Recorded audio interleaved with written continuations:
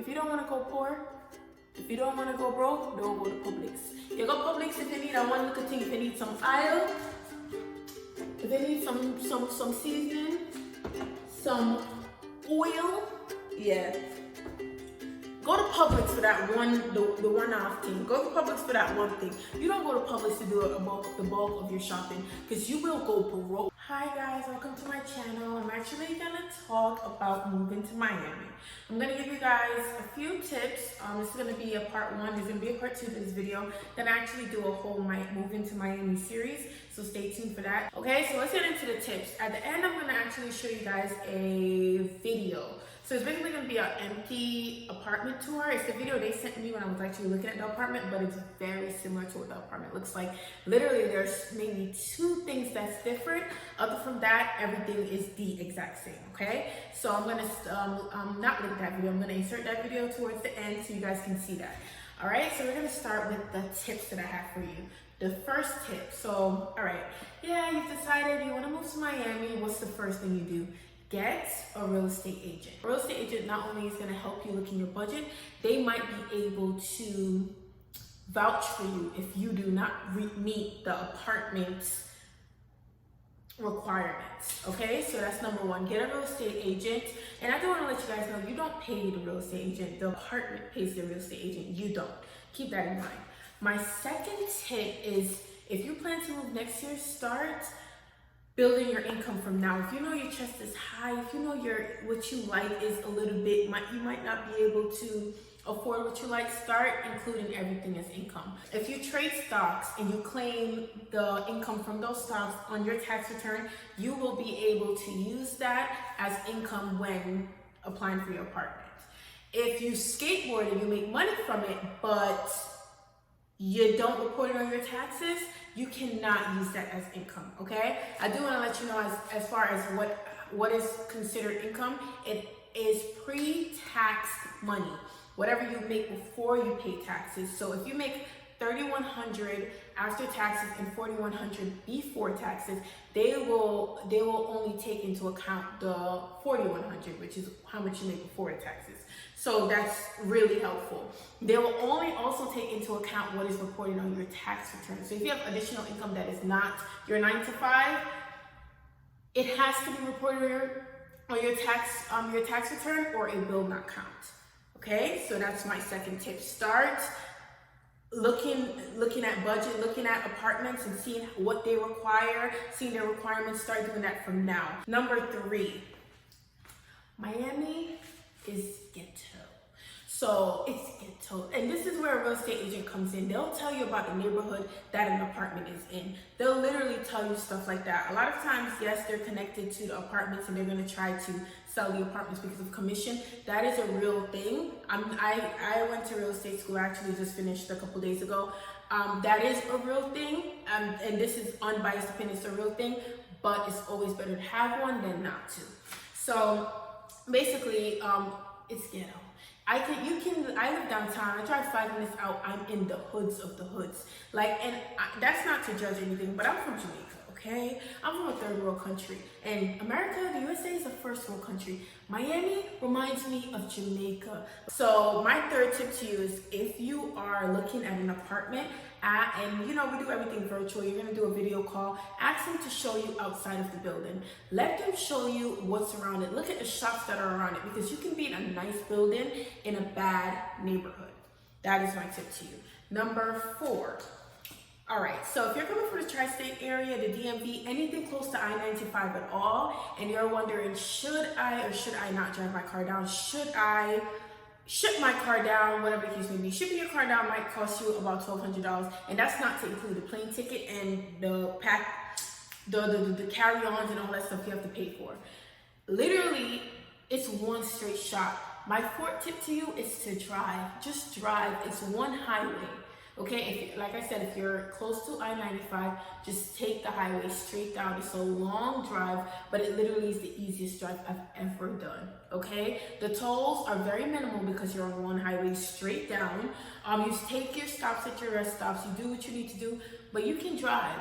I literally, to drive down here, tolls and gas included, I didn't spend more than $250, and And that's being completely honest with you. And I get, I think, 93 gas.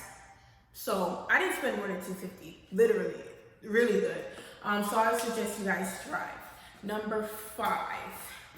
Oh, I just talked about this, but of course, I'm gonna forget. Number 5. Oh, if you're coming from the cold, coming from Connecticut. That's north. It's cold as hell up there, but it's cold down here. I know it's like you're going to Miami, it's the beach, it's the warm, it's the stuff, blah, blah, blah, blah. It's still winter, it still gets very cool down here. And you have to understand that the apartment building you're in is gonna be cold. For some reason, it's like they feel like, yeah, outside is 75 degrees, let's make it in here 65. Cold as hell. And sometimes it's cold outside too. It's cold in the supermarkets, it's cold in the stores. Everywhere you go, it's cold. So bring your hoodies, your sweaters, your jackets, just bring them. Don't listen to them, bring them. And it rains down here a lot. It has not rained since I've been here because I think hurricane season end. But depending on when you move, so if you move between like maybe July, August, and like the beginning or the ending of November, you're gonna see a lot of rain, like a lot of rain. So get your raincoat, get your umbrella, get whatever you need to get. But just know that the weather down here is not always hot and it is not always dry. Keep that in mind. I'm at 6 or 7. I don't know if I'm at 6 or 7. But number 6. Okay, so if you're moving downtown, for some reason, everything here takes way longer to get to. So it'll say, normally, I might be wrong, where I'm from, 1 mile equals 1 minute. 1 mile is 1 driving minute. Here, it'll say something is 5 miles away, and it literally will take you 30 minutes to get there. And it'll say 5 miles away, and it'll say 30-minute drive. How? Where? I don't know if it's how the highways are designed. I don't know if it's how the roads are designed, but baby, expect for it to take long for you to get any and everywhere. Literally. And let's not forget the traffic and the bad driving. So that doesn't even help either. Keep that in mind. That doesn't help either. Okay? That is something to consider. Another thing is, I think I'm on 7th or 8th. I lost track. Another thing is Publix. If you don't want to go to poor, if you don't want to go poor, if you don't want to go broke, don't go to Publix. You go Publix if you need one little thing. If you need some oil, if you need some seasoning, some oil, yeah. Go to Publix for that the one-off thing. Go to Publix for that one thing. You don't go to Publix to do the bulk of your shopping because you will go broke. Go to Walmart. Walmart is ghetto. Walmart is ghetto anywhere you go. It's my favorite store, but even I know that shit is ghetto. So you go there, you stock up on your paper products, your juices, all that stuff, so you don't have to go back too often. And like I said, Walmart could be 9 miles away, but it's gonna take you 30 minutes to get there anyway. So you don't want to go that often. Publix is gonna be right there. It's gonna be a block away, and that's what's gonna tempt you. It's gonna tempt you to go broke, but don't listen. Don't listen. You go to Walmart, you get the majority of your stuff. You go to Trader Joe's, you get your fresh fruits, your veggies, and your meats, and you call it a day. Trader Joe's, to me, is not expensive. Their frozen Asian food is a bomb, by the way. But yeah, Trader Joe's is really good for the fresh stuff, and Walmart is good for everything else. Publix is good if you need some oil, like I said. But don't be going broke going to Publix. My 8th tip, 7, 8, whatever it is, the dogs. So I'm scared of dogs. When I was younger, my own dog bit me, so you understand my fear. I'm terrified of dogs. I love them, you know, from a distance, but I'm terrified of them. You're gonna see, I'm on the 16th floor and I see like 10 dogs a day. You're gonna see dogs like it's nothing. You're gonna see them like you see sand on the beach. Dogs just gonna be everywhere. They're gonna be in the elevator. They're gonna be in the mall, just everywhere. And people actually get offended when you're scared of their dogs. You come in and you like squinch to the side of the elevator and they're like, oh, he doesn't bite you. He doesn't bite you. You're not gonna get mad at me for being scared of your dog that doesn't bite you. And even if he doesn't bite you, do you not understand how fear works? Do you not understand how fear works? I'm on a freaking balcony. I know there's a 1% chance that I'm gonna drop. There's a 1% chance that something's gonna happen to me, but I'm still scared. But yeah, that really kind of irritates me when people say, oh, the dog's not gonna bite, or they get mad at you, like give you legit an attitude because you're scared of their dog. Like, do you not have a fear? Is there not something you're scared of? How do you feel if someone tells you that your fear is not relevant or not valid? Don't invalidate my fear. I'm scared, and I don't care if it's irrational. I'm scared, and that's that. I didn't say to move your dog out. I didn't say anything, but I'll take the next elevator, or I'll stay in the corner being scared, as I am allowed to be, just like you're allowed to have your dog in here. That's all. Another thing is, what's another thing? You're gonna be down here, you're like, oh, it's Miami, so I'm gonna have so much fun. If you come down here with no friends, you ain't gonna have no fun. Listen, I've been in here. I've been in this apartment by myself for weeks. I put up all my furniture by myself. I don't got no man. I don't got nothing. I do everything by myself. I thought I was gonna be on the beach. I thought I was gonna be at every yacht party, and there's always a party. But you ain't got no friends. If you ain't got no friends or no money, it don't make no sense. I'm telling you. Don't think you're gonna come to Miami and live life, because you could, but are you really going to? Because now it became the new norm. Now being able to go to the beach is the new norm. So are you really gonna go every day? I've been down here almost 3 weeks, probably more than 3 weeks, and I haven't gone to the beach once.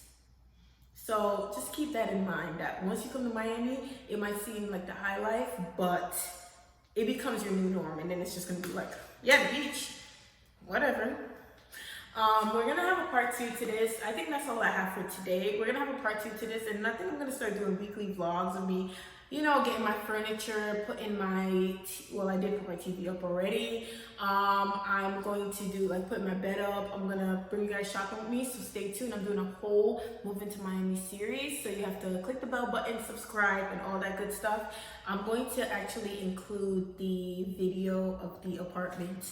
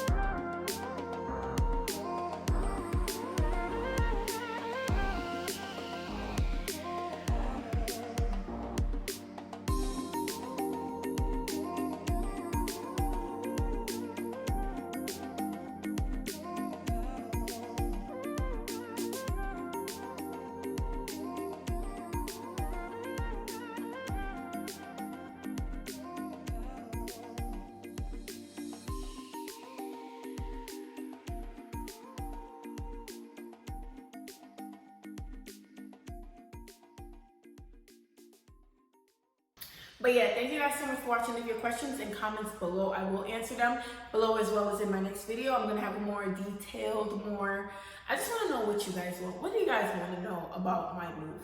Because for me, it was a very simple move. So tell me what you guys, and I'm not rich.